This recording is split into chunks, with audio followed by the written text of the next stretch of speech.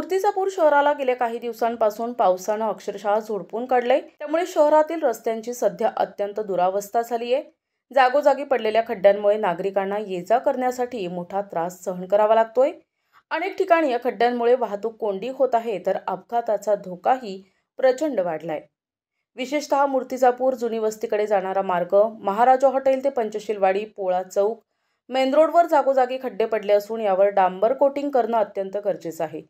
याशिवाय रोशनपुरा येथे सलीमभाई यांच्या घराजवळ नवीन रपटा तयार करणे, डॉक्टर इंगळे यांच्या पंचशीलवाडी येथे नवीन रपटा करणे, प्रभाग क्रमांक 6 मधील हनुमान मंदिराजवळ रपटा तयार करणे आणि वर्मा सोनार यांच्या दुकानाजवळचे दोन्ही रपटे अत्यंत खराब अवस्थेत असून त्यातील 2 लोखंडी रॉडही बाहेर आले आहेत। या ठिकाणी आतापर्यंत लहान मोठे अपघात घडले असून भविष्यात एखादी जीवितहानी होण्याची भीती व्यक्त केली जात आहे।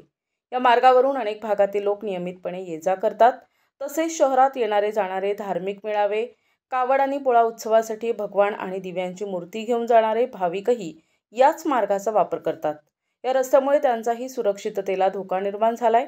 या नुकसानीची जबाबदारी कोण घेणार असा संतप्त सवाल नागरिक विचारत आहेत। त्यामुळे हा प्रश्न तातडीने मार्गी लावण्यात यावा अशी मागणी माजी नगराध्यक्ष द्वारकाप्रसाद डुबीजी यांनी केली आहे। प्रतिनिधी अहम रजा, NTV न्यूज मराठी, मूर्तिजापूर।